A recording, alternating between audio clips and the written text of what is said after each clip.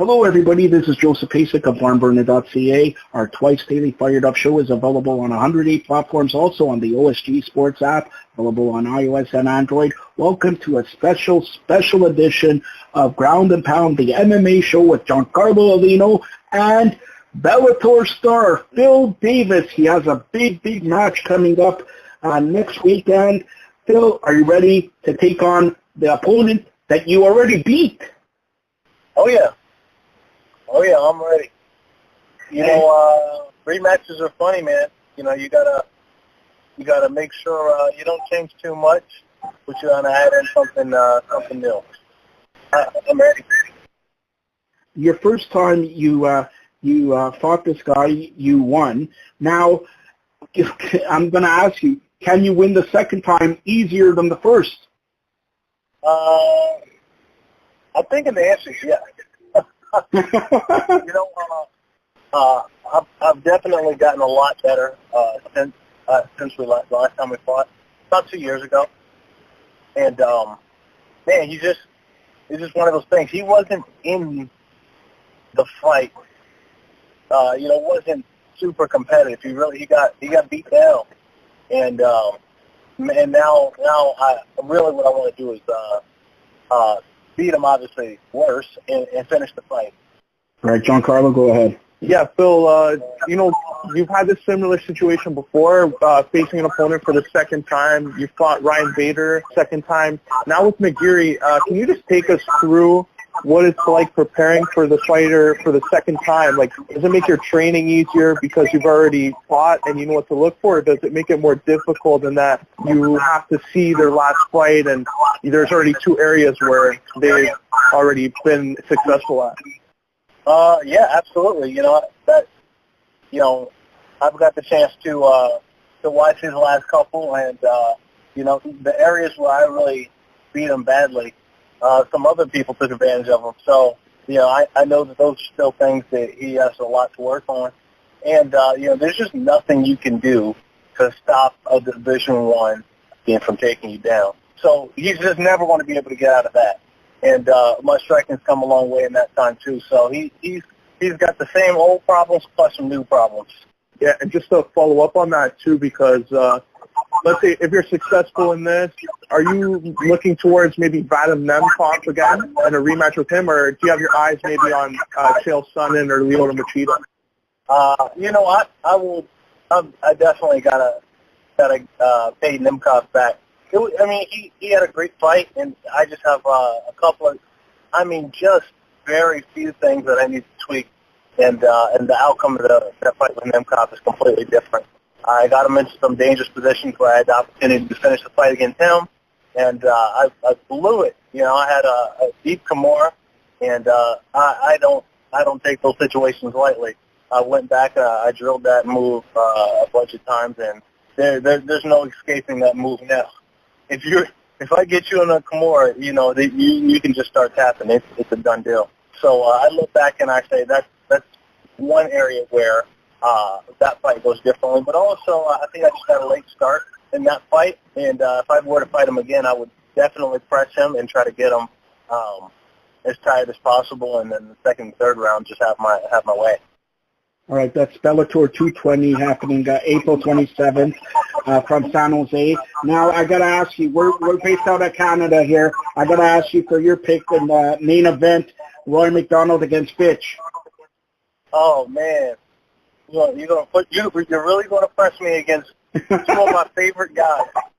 That's why you got to ask it. That's why I'm asking it. And we're based out of Canada, so be careful who you pick. Yeah, it was. Exactly. You know what? Dang. I really want to give this fight to Rory McDonald because, and I would say this to John Fitch if he were sitting with me in the car. I'd say, he has a much cleaner skill set. He's a cleaner striker, and he has a sophisticated grappling game. But John Fitch just drags people into the deep water, and he beats the crap out of you.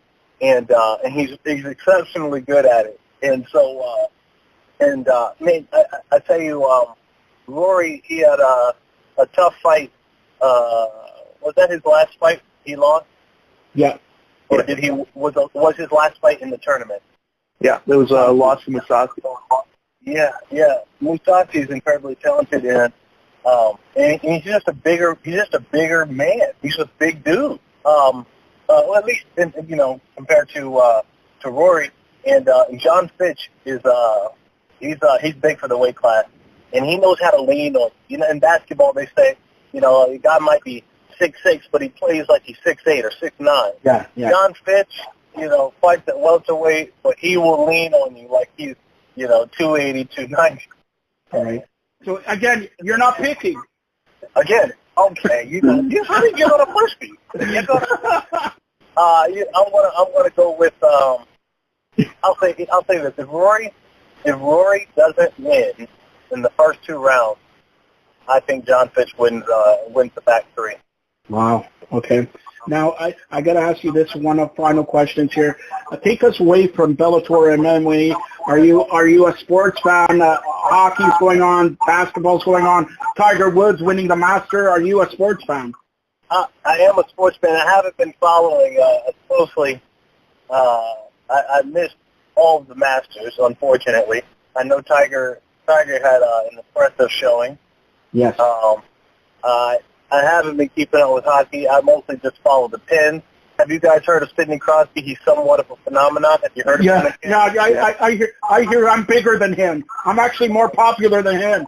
He's just got a few more zeros than me. That's it. So you're a big fan of the Pens? I got to ask you this. The Pens are up against the New York Islanders and Sidney Crosby has been shut out. Do you think that could continue, or you think they're gone golfing? Well, it all depends on. Actually, I just don't think. Sidney's one of those guys. He's like he's a dynamic player, and he's not beaten for very long. He finds a way to win. He's one of those guys who absolutely finds a way to win when there isn't a clear path, and. I think he'll make something happen. He's that X Factor guy that everybody needs on their team, and man, he's the guy. So I can't say for sure whether they'll win the series, but they will not be shut out. All right. And speaking about making something happen, you yourself in the MMA world always make stuff happen. When growing up and before you getting into the MMA world and all that. What did you think you were going to do? And now when this career is going and going and going, are you satisfied with what you accomplished thus far? Oh, absolutely, man. Absolutely. I've been blessed to have a great career, and I've been blessed to have a great fan base, and more than anything, I've been blessed to have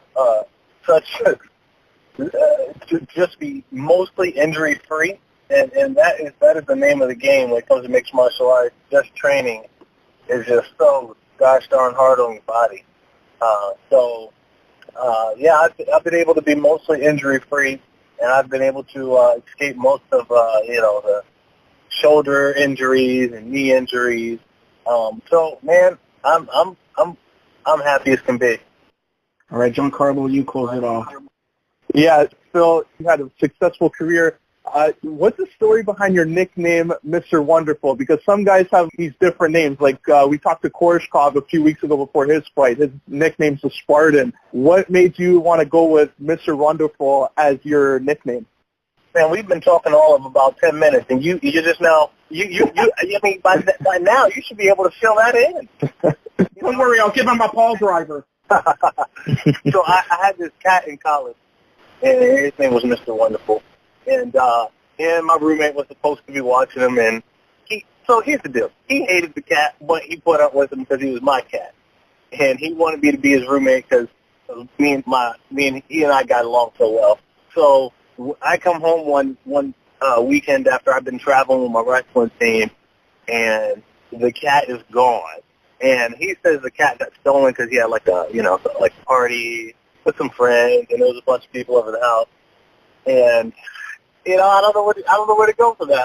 So whenever I started fighting, I mean, I'm just not going to be an axe murderer kind of guy. You know what I mean? Yeah. And so, my friends were joking that I should take up the wonderful name so that he didn't die in vain. And that's kind of what's up. Wow. Okay. And as we close this edition of the Ground and Pound MMA show, tell everybody how they could get a hold of you social media-wise. Yeah. So if you guys want to follow me out, and please do, you can follow me at Phil MRW on Instagram, Phil Mr. Wonderful on Twitter, Phil Davis on Facebook. Look for the blue check, because there's a couple imposters out there. Somebody stole Phil Mr. Wonderful on Instagram. I was pretty upset about that, but but I guess when you reach the point where someone's pretending to be you, you can say, "Wow, I've done something right." Actually, I know who that is. That was Sidney Crosby. So I'm sorry about that. I was telling him I was going to interview you. They wouldn't do that. All right, that's been and good luck with your bout. We know Bellator 220 next Saturday in San Jose. You're going to demolish your opponent once again.